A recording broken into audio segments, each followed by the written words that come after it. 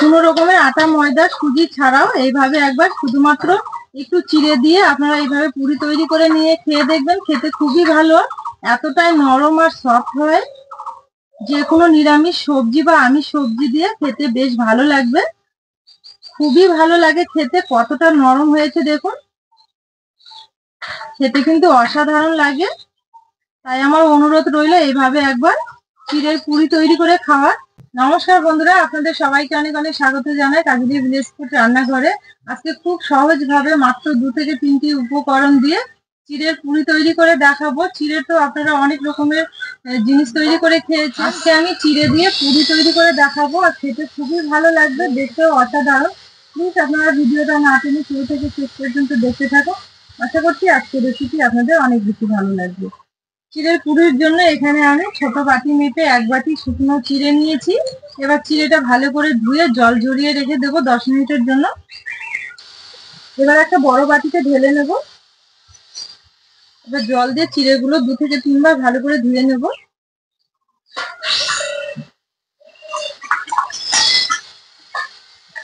এইভাবে একটু কচলে দিতে হবে।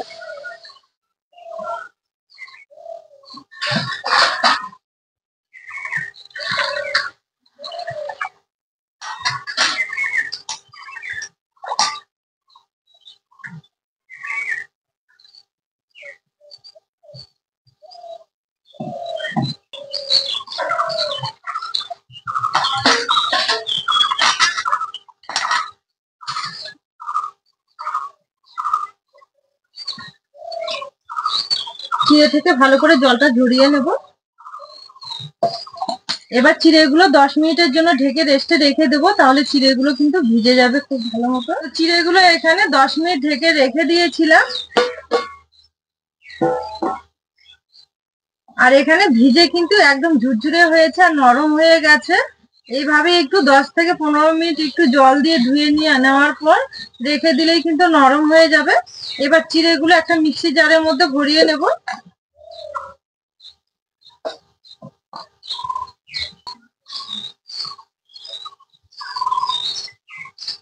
পুরোটাই একবারে নিয়ে নেব। এবার এতে সামান্য একটু লবণ দিয়ে দেব।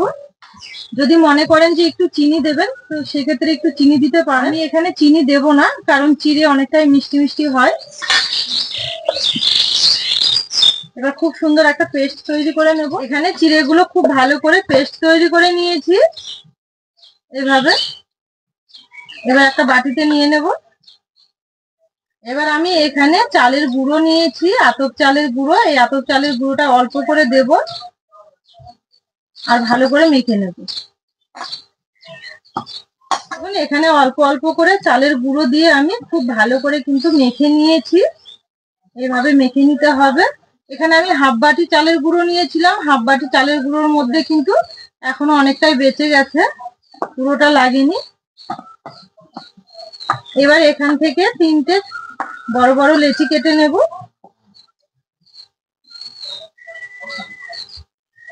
এইভাবে 3টে লেচি কেটে নিয়েছি। এবার আমি এখান থেকে একটা লেচি নিয়ে নেব বেলনিতে।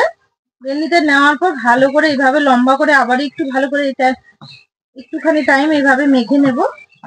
একটু সময় নিয়ে মেখে নিতে হবে, একদম সফট করে। মেখে নেওয়ার পর এইভাবে গোল করে নেব। এখানে আমি শুকনো যে চালের আটাটা বেঁচে গেছে সেই চালের আটাটা দিয়ে বেলে নেব।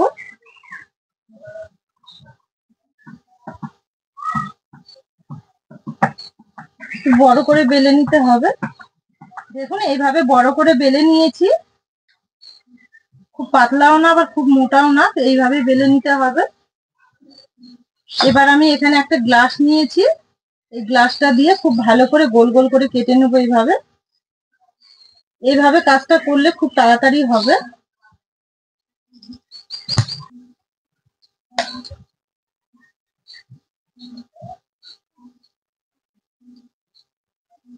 দেখুন ঠিক এইভাবেই কেটে নিতে হবে।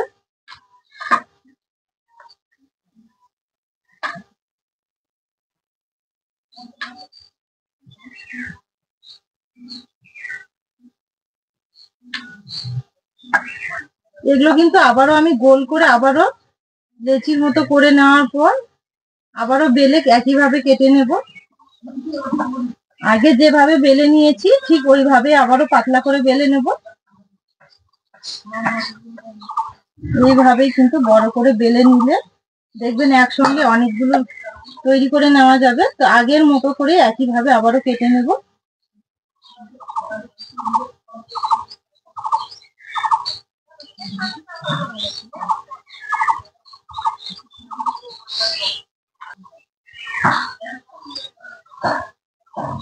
দেখুন আমি সবগুলো এইভাবে বেলে গ্লাস দিয়ে কেটে নিয়েছি ছোট ছোট করে। এভাবে কেটে নিলে কিন্তু খুবই ভালো হয় আর তাড়াতাড়িও হয়ে যাবে কাজটা। তো এবার আমি এগুলো তেলে ভেজে নেব। চিড়ের পুরিগুলো ভেজে নেওয়ার জন্য উনুন জেলে কড়াই বসিয়ে দিয়েছি, কড়াইয়ে তেল গরম করতে দিয়েছি। তেলটা এবার খুব ভালো মতো গরম করে নেব।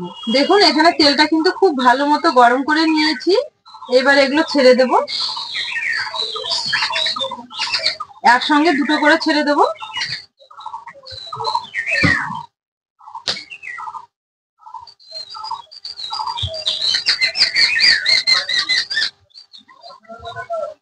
এই যে দেখুন কত সুন্দর ফুলে উঠেছে।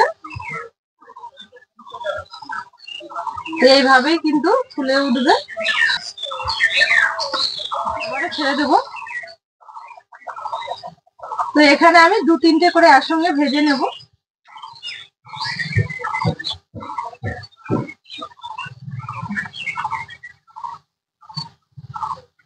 এই যে দেখুন সবগুলোই কিন্তু কত সুন্দর ভাবে ফুলে উঠেছে, একদম সাদা দবদবে।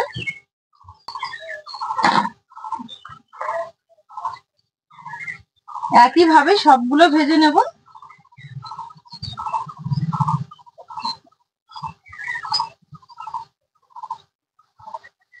আটা ময়দা অনেক কিছুর পুরি খেয়েছেন, কিন্তু এইভাবে একবার চিড়ের পুরি তৈরি করে খেয়ে দেখবেন, খেতে খুব ভালো লাগবে। সামনেই জামাই ষষ্ঠী, জামাই ষষ্ঠীতেও আপনারা কিন্তু এইভাবে চিড়ের পুরি তৈরি করে জামাইকে খাওয়াতে পারবেন। এই যে দেখুন আবারও ভেজে নিয়েছি।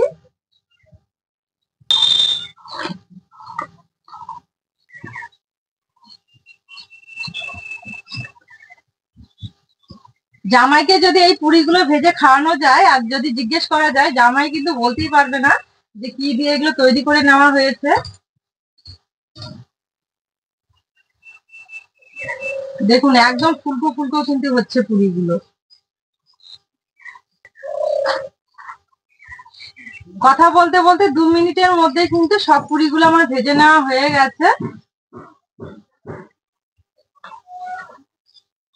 তো দেখুন কতটা সুন্দর হয়েছে।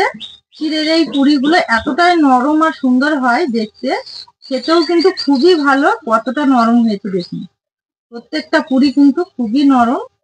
তাহলে বন্ধুরা দেখলেন আজকে আমি কিভাবে চিড়ের পুরি তৈরি করে নিলাম কোনো রকমের আটা ময়দা সুজি ছাড়াই। আপনারাও এইভাবে পুরি তৈরি করে সামনে জামাই ষষ্ঠী, জামাইকে খাওয়াবেন। জামাই খেয়ে তো খুবই প্রশংসা করবে, এতটাই ভালো লাগে।